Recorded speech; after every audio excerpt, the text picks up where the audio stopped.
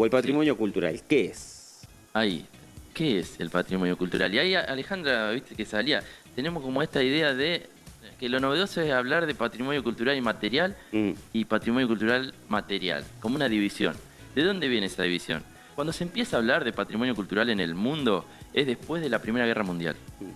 Se hace la famosa Carta de Atenas, en 1931 se juntan un montón de académicos, gente de renombre, historiadores, y frente a lo que había sido la Primera Guerra Mundial, donde se destruyó más que nada materialidad, y ahí hablamos de lo arquitectónico, se juntan estos especialistas a dar algunas recomendaciones.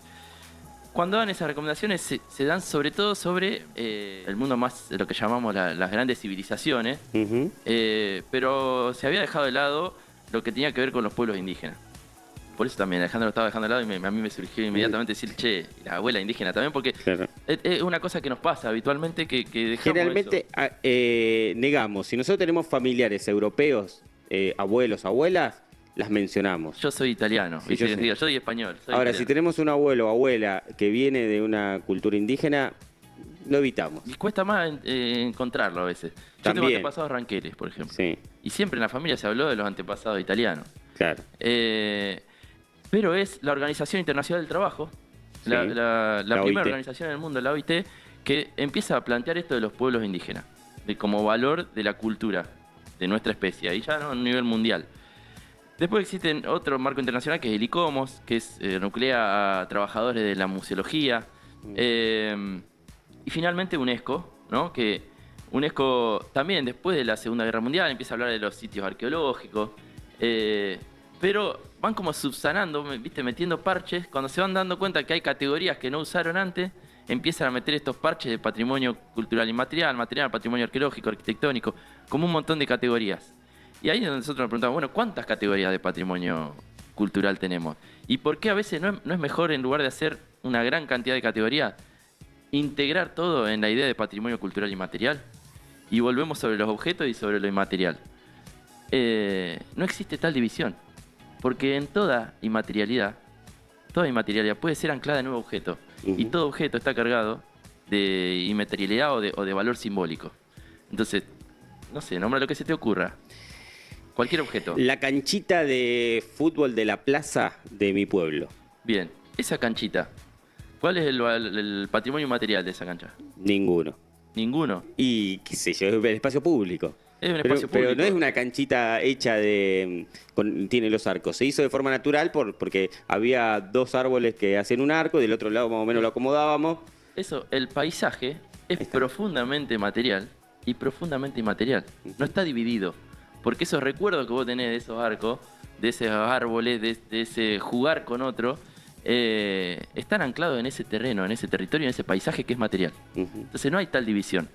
Nosotros lo que estamos proponiendo es esto, abordemos el patrimonio cultural como una integralidad y no dividido en material y inmaterial. Recién veíamos una imagen que ponía Jole de una compañera que es tejedora de la comunidad COM, y el hecho de tejer, que puede ser un saber ancestral, que lo podríamos ver a priori como algo inmaterial, también tiene su materialidad, tiene sus agujas, su material con el que tejen. Y un producto final. Y un producto final. Entonces no hay tal división. Lo mismo pensemos con... ¿Qué pasa con los museos?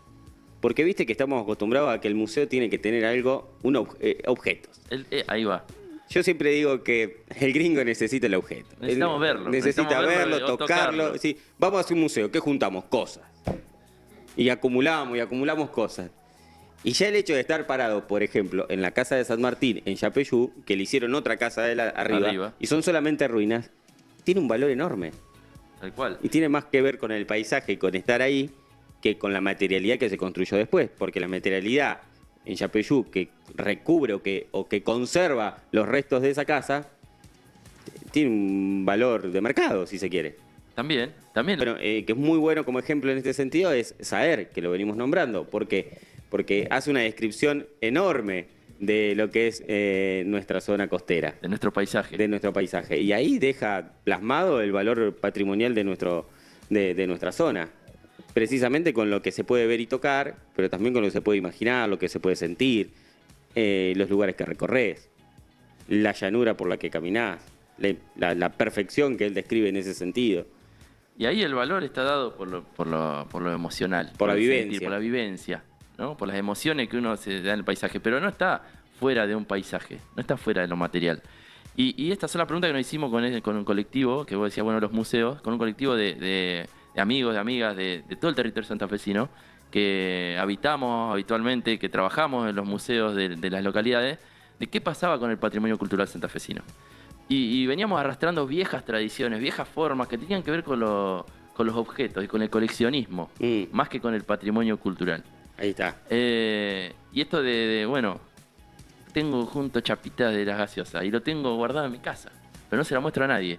Eso no es patrimonio cultural de los santafesinos. Ahora, si yo colecciono teléfonos y con eso cuento la historia de la telefonía en Santa Fe, y lo comparto y lo muestro y aparecen otros que le genera historias sobre esos materiales como disparador, ahí empieza a cambiar la cosa. Ahí empieza a tener sentido. Ahí empieza a tener un sentido colectivo. Y ahí viene, ¿cuál es el rol del Estado en esto? ¿Qué rol tiene el Estado provincial? Primero entenderlo como nosotros, que a veces es bastante difícil, porque te encontrás con funcionarios que no lo entienden de la misma manera. Tal cual. El Estado debería ser, en general se ha usado el Estado como el sancionador de la ley, Sí. y como la prohibición. Esto se puede, esto no se puede con estos materiales o con estos lugares. Y venimos arrastrando una vieja tradición del siglo XIX de juntar objetos. Para saber y para conocer hay que juntar objetos.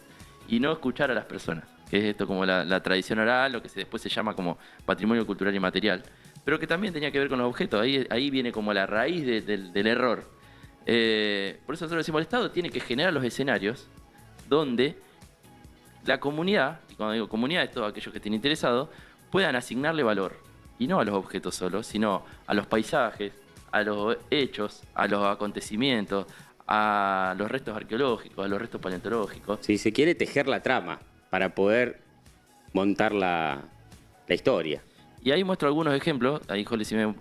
Mostrame los caparazones de gliptodonte. Caparazón de gliptodonte. Esto ahí, así. Esto es un caparazón de gliptodonte. ¿Es patrimonio cultural de los santafesinos? No sabemos de dónde es, no sabemos dónde se encontró, quién lo sacó, solo eso. Nada. Para la ley, para la 25743, que es la Ley Nacional de Patrimonio Arqueológico y Paleontológico, eso es patrimonio cultural de todos los argentinos.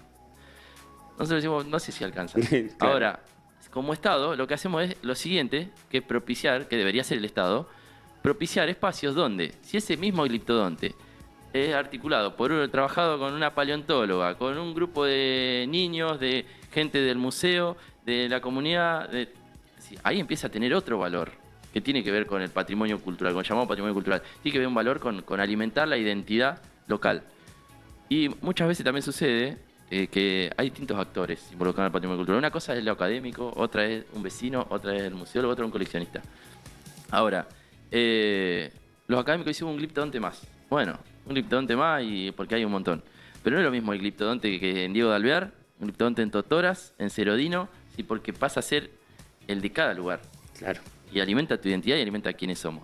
Y un poco eso es lo que buscamos, esta trama que nos permite también reflejarnos en nuestros antepasados y también, en última instancia, lo que valoramos es el vínculo. Sí, y la construcción de un presente que se va haciendo en capas, digo yo, ¿no? Que una capa, como la cebolla, ¿no? Tiene un presente que tiene muchas capas. Capas de sentido le llamamos nosotros. Capas de sentido, ahí está. ¿Te acuerdas? Alguna vez lo charlamos. Sí. Capas de sentido que nos van dando un presente. Y ese presente también está en movimiento, no es estanco, no es que siempre es igual. Hasta incluso se puede modificar. Y tenemos que elegir qué conservar y qué no conservar. Porque tampoco se puede conservar todo. El todo es inasequible. No podemos abarcar.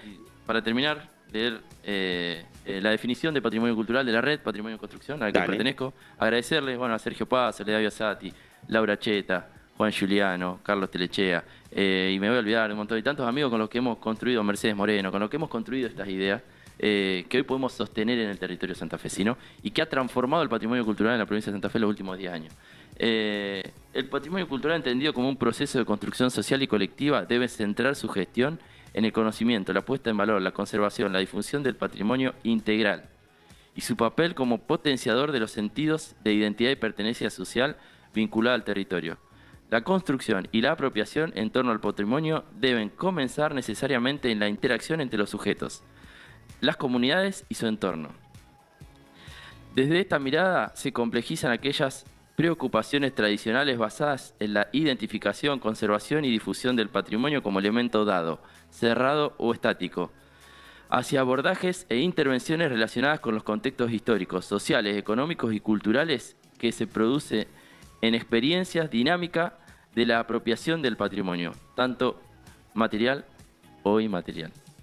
No hay división. No hay división, excelente. Imaginar, tocar y sentir. ¿A qué le damos valor cultural en nuestra sociedad? La columna de hoy de Luciano Rey Zapata. Así lo pueden encontrar en Instagram, @Luciano Rey Zapata.